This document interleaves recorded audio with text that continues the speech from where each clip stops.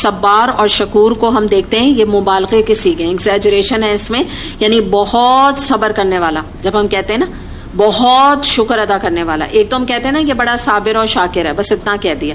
لیکن جب مبالغے کا صیغہ کہلاتا ہے قرآن میں تو اس کو کہا جاتا ہے کہ بہت زیادہ, یعنی کوالٹی جو ہے نا اس کو ایمفسائز کیا جاتا ہے. تو اس میں کچھ احادیث دیکھتے ہیں اس حوالے سے. نبی کریم صلی اللہ علیہ وسلم نے فرمایا کہ مومن کا معاملہ بھی عجیب ہے, اللہ تعالیٰ اس کے لیے جس امر کا فیصلہ کر دے وہ اس کے حق میں بہتر ہوتا ہے. اگر اسے تکلیف پہنچے اور وہ صبر کرے تو یہ اس کے حق میں بہتر ہے. اگر وہ اسے کوئی خوشی پہنچے اور وہ اس کا شکر ادا کرے تو یہ بھی اس کے حق میں بہتر ہے. اسے مسلم نے روایت کیا ہے. پھر ایک اور مسند احمد میں ایک حدیث ہم دیکھتے ہیں, آپ صلی اللہ علیہ وسلم نے فرمایا کہ اللہ تعالیٰ جب کسی قوم سے محبت کرتا ہے تو اس کو آزماتا ہے. اگر آزمائش پر وہ راضی رہے تو اللہ تعالیٰ اس کے ساتھ ہو جاتا ہے, اور اگر وہ رنجیدہ اور غصہ ہو تو غضب الہی اس شخص کے ساتھ ہو جاتا ہے. پھر ترمذی میں حدیث آتی ہے, رسول اللہ صلی اللہ علیہ وسلم نے فرمایا کہ قیامت کے دن لوگ یہ خواہش کریں گے کہ کاش ان کی جلدیں دنیا میں قینچیوں سے کاٹ دی جاتی جب وہ مصیبت زدوں کے ثواب کو دیکھیں گے. یعنی جب جو لوگوں نے آزمائشیں آئیں نا دنیا میں, بہت ساری آزمائشیں, پیسے کی آزمائش ہے, دین کے راستے کی آزمائش ہے, اس کے علاوہ جو ہے غریبی کی آزمائش ہے, بہت ساری چیزیں نا اور بھی آپ اپنے ذہن میں لا سکتے ہیں. تو جب وہ وہاں پر جائیں گے تو وہ دیکھیں گے کہ جن لوگوں نے آزمائشیں صحیح تھیں تو شاید دنیا میں تو اتنا ان کو بدلہ نہیں ملا, اس کا بہترین اجر اور ثواب ان کے صبر کرنے کی بنا پہ اللہ تعالیٰ نے آخرت میں دیا. ایک قرآن میں آیت بھی آتی ہے کہ صبر کرنے والوں کے لیے بالا خانے ہیں. بالا خانہ سے کیا مراد ہے؟ اونچی اونچی جنتیں ہیں ان کے لیے نا.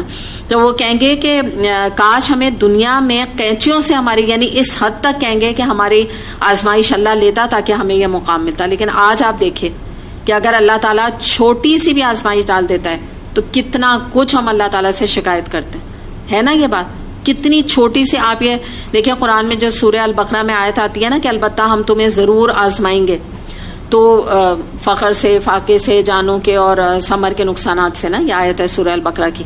تو اس میں آتا ہے کہ وَلَنَبْلُوَنَّكُمْ بِشَيْءٍ, یعنی ہم تمہیں ضرور آزمائیں گے. بِشَيْءٍ سے مراد کیا ہے؟ تھوڑا سا آزمائیں گے.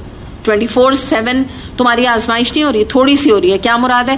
جیسے پورے سال میں کبھی کبھی کسی کو فلو ہو جاتا ہے, کوئی انفیکشن ہو جاتا ہے, بیمار ہو جاتا ہے, کبھی کبھی کسی کے گھر میں کبھی کبھی سالوں میں اللہ رحم فرمائے تو کوئی موت واقع ہوتی ہے, کبھی کبھی ہوتا ہے نا.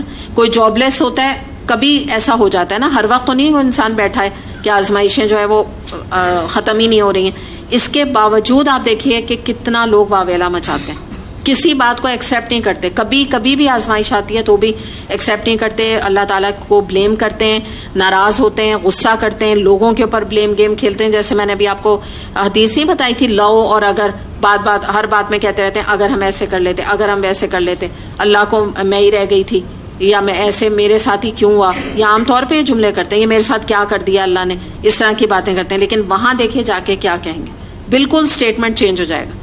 اللہ تعالیٰ سے کہیں گے اللہ تعالیٰ تو ہمیں خوب آزماتا دنیا میں. اور حالانکہ میں یہ بات ہاں آپ کو ضرور کہوں گی کہ ایک بات یاد رکھیے گا, یہ بھی بات حدیث سے ثابت ہے, آزمائش کو مانگیے گا نہیں, نیور.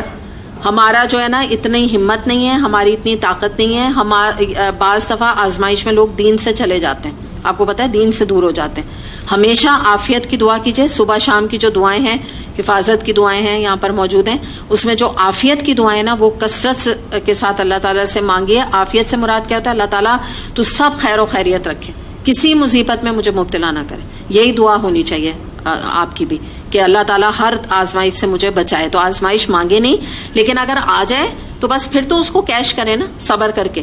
اور یہ بھی جو بات ہے نا یہ وہاں پہ کہہ رہے ہیں, یہاں نہیں کوئی کہے گا, کہہ ہی نہیں سکتا یہ جو میں آپ کو جملہ بتا رہی ہوں. لیکن ایکچولی اجر بھی نہیں پتا نا یہاں پہ. تو اگر آزمائش اللہ کی طرف سے آ جاتی ہے تو لوگوں کو یہ بھی نہیں سمجھ آتا کہ اب اس کو ہمیں یعنی کیسے سرخرو کیسے ہونا ہے, اس کو ہاں کس طرح سے ہمیں فائدہ کیسے اٹھانا ہے, یہ نہیں سمجھ آتا.